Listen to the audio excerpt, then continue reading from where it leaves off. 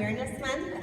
Thanks to SAD, we have lots of posters around the school, and thank you for wearing red today for those of you that did. The American Heart Association is the largest voluntary health organization dedicated to defeating heart disease, stroke, and other heart diseases. They also dedicate much time into promoting healthy eating, good blood pressure control, and education in heart disease prevention. Some fundraisers that they do are the Central Iowa Heart Walk, which takes place this year, April 16th. This is a free event, but you can join a group. Derek has a group that walks in honor of him, and you can donate money to them. And also another event that you guys have all taken place in is the Jump Rope for Heart. That's also ran by the American Heart Association. You did that in elementary school, and they raise money for kids with congenital heart disease. Which brings me to introduce Derek Means, a classmate of yours. He was diagnosed with congenital heart disease before he was even born, and he had heart surgery when he was a week old. So Derek wants to tell you more of his story.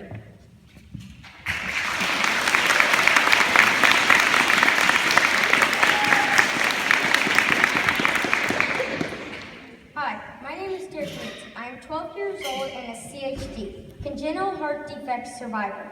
My parents found out 3 months before I was born that I would need to have open heart surgery after my birth.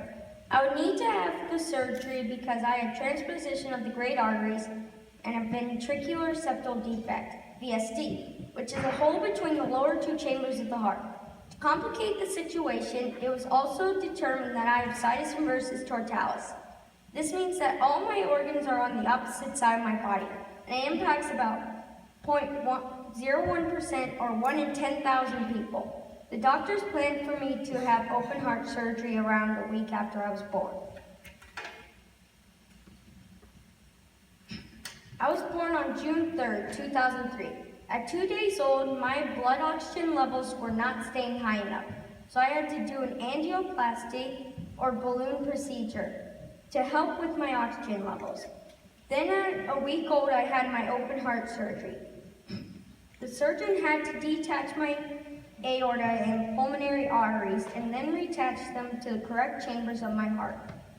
Along with repairing the VSD, or the hole between the lower two chambers, and the hole made from the angioplasty, which was between the upper two chambers of my heart.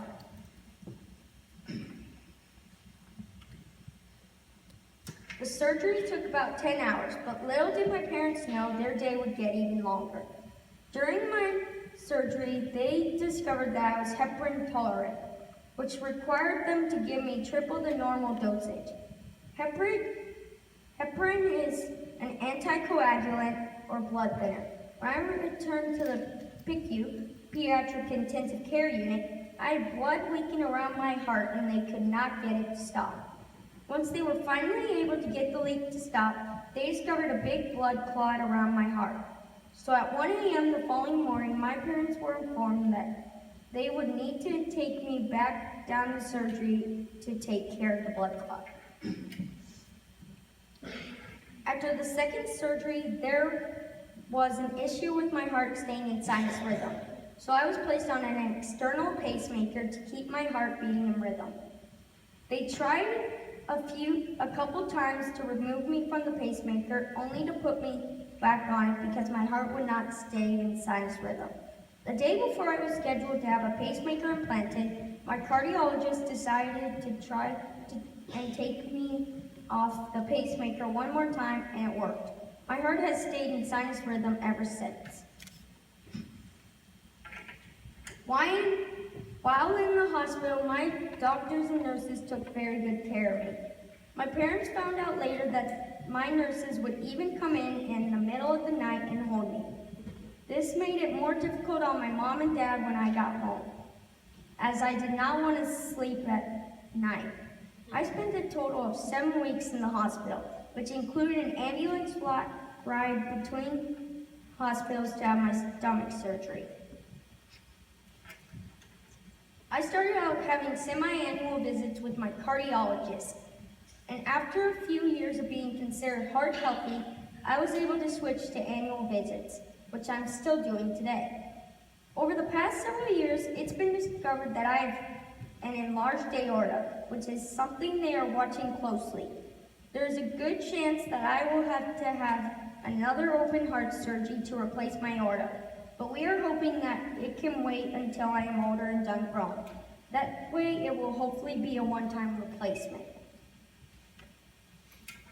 Thanks to all my wonderful doctors, nurses, and the American Heart Association, I'm here today and have the opportunity to share my story and help raise awareness about CHD and cardiovascular disease.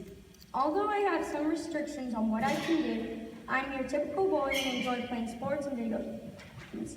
Along with this, my family, friends, and I are committed to raising money for the American Heart Association so they can continue to fund research, educate individuals, and raise awareness for the importance of living a healthy lifestyle. So please join us in the fight.